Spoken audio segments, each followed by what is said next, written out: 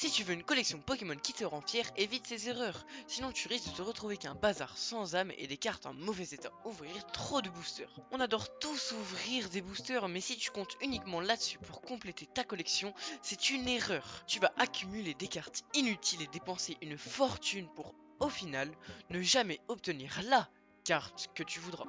Ma solution, ce sera tout simplement de privilégier les échanges et l'achat des cartes à l'unité pour compléter plus efficacement ta collection. L'erreur numéro 2. Ne pas protéger ses cartes. Une carte non protégée, c'est une carte en danger. Sans sleeve ni classeur adapté, elles peuvent se plier, se rayer ou même s'user de la poussière et du temps. Si tu veux éviter d'autres erreurs et améliorer ta collection, je t'invite à t'abonner à ma chaîne. En ce moment, je fais une vidéo par jour, donc tu peux pas rater ça. Dis-moi en commentaire quelle erreur tu faisais ou quelle erreur tu fais encore. Rejoins aussi mon Discord communautaire avec des passionnés qui vont t'aider et aussi pour parler de collection, même échanger ou peut-être vendre. Le lien de mon Discord est en description. Erreur numéro 3. Stocker ses cartes n'importe comment. L'humidité, la lumière et le rangement hasardeux peuvent détruire vos cartes à petit feu. Les cartes qui gondolent, les bords qui s'effritent, ça fait mal au cœur, non? De ne pas voir ces cartes en bon état? La solution, ce serait de les stocker dans un endroit sec, à l'abri de la lumière, même si bon, ça c'est subjectif, et dans les boîtes de rangement adaptées. L'erreur numéro 4, c'est de ne pas avoir d'objectif clair.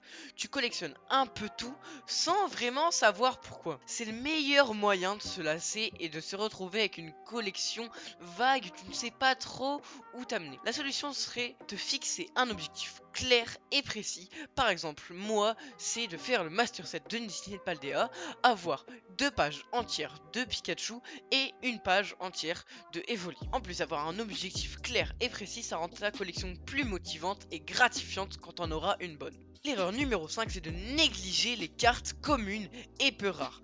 Une collection, ce n'est pas juste des ultra rares. Les cartes communes font partie de l'histoire et donnent du caractère à ta collection. Ma solution, ce serait de ranger et valoriser également vos cartes communes. Elles complètent vos séries et enrichissent ta collection.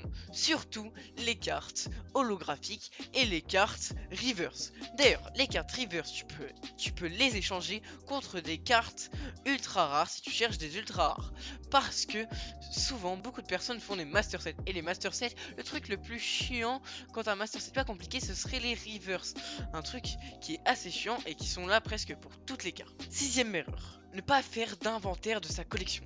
Sans suivi, tu achètes des cartes en double et oublies tes objectifs. Donc tenez une liste ou utilisez une application pour suivre votre collection. Erreur numéro 7. Ne pas échanger avec d'autres collectionneurs. Tu accumules tes doublons au lieu d'optimiser ta collection. Fais des échanges en ligne ou sur mon Discord avec d'autres passionnés. Erreur numéro 8. Ignorer l'histoire des cartes. Ne voir que la rareté de la carte et pas son histoire, c'est passer à côté d'une partie de plaisir de la collection. Solution. Renseignez-vous sur les sets, les œuvres d'art et les éditions spéciales pour apprécier pleinement votre collection. Erreur numéro 9. Laissez ces cartes accessibles aux enfants et aux animaux. Qu'est-ce que je veux dire par là? C'est que si vous donnez votre carte à un enfant, il peut facilement la gribouiller. Si vous laissez vos cartes près de votre chien ou d'un autre animal, et ben il peut facilement mettre un coup dedans et sera une carte abîmée. Et comme on l'a déjà dit, une carte abîmée est une carte sans valeur. Se forcer à collectionner ce qui est hype.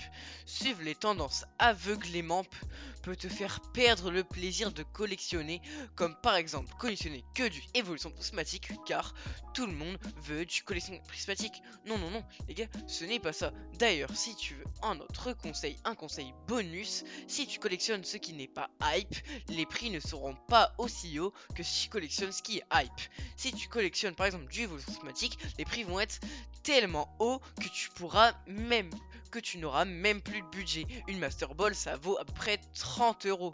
C'est énorme. Alors que si tu collectionnes une série comme Force Temporelle, par exemple, les prix vont être assez bas.